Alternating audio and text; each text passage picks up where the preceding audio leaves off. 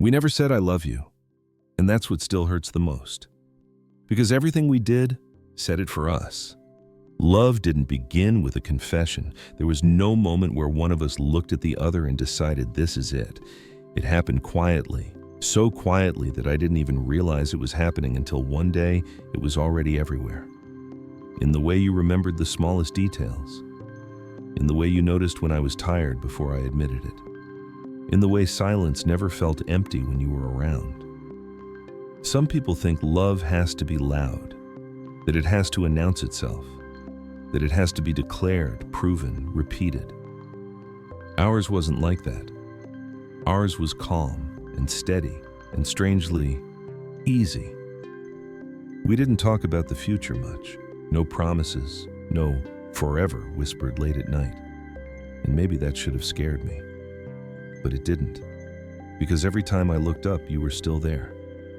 When I had nothing interesting to say, you stayed. When I didn't know how to explain what I was feeling, you didn't push. You didn't ask me to be clearer, better, lighter.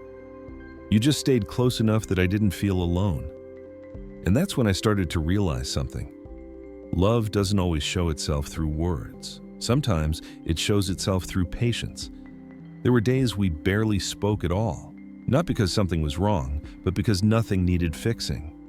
We would sit in the same room, doing different things. You focused on your world, me lost in my thoughts.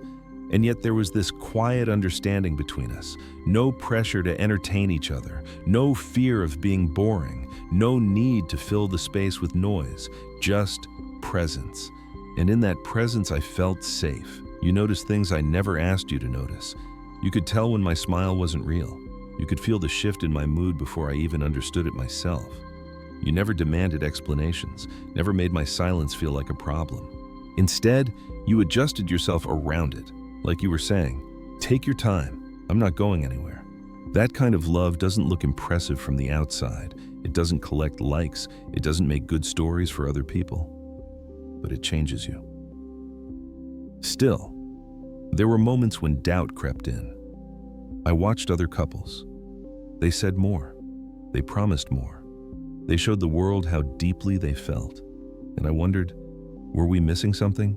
Was love supposed to feel more intense than this? But every time life became heavy, every time I felt overwhelmed, tired, unsure, they disappeared. And you didn't. You never tried to change me, never told me who I should become, never rushed my healing. You let me be where I was, and because of that, I slowly became better on my own. Love doesn't always come to save you. Sometimes it just sits beside you while you learn how to breathe again. There was comfort in knowing I didn't have to prove my worth. I didn't have to be strong all the time. I didn't have to impress you to earn my place. I already had it. We never defined what we were. And somehow, that made it stronger. No labels to protect, no expectations to live up to, no timelines hanging over our heads, just two people choosing each other in small, quiet ways, every day. And when things became difficult, when I withdrew, when I wasn't at my best, you didn't take it personally. You didn't disappear. You stayed quiet with me. That's when it hit me.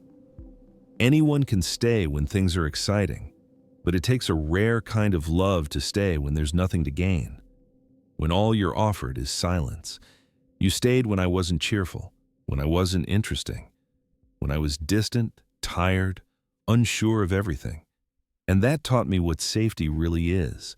Not control, not possession, but rest. If someone asked me when I fell in love with you, I wouldn't know how to answer. There was no moment, no single memory I could point to. It was a collection of small things, the way you listened without interrupting, the way you noticed when I needed space, the way your presence softened my worst days. Love doesn't always begin with sparks. Sometimes it begins with calm, and maybe that's the kind that lasts the longest.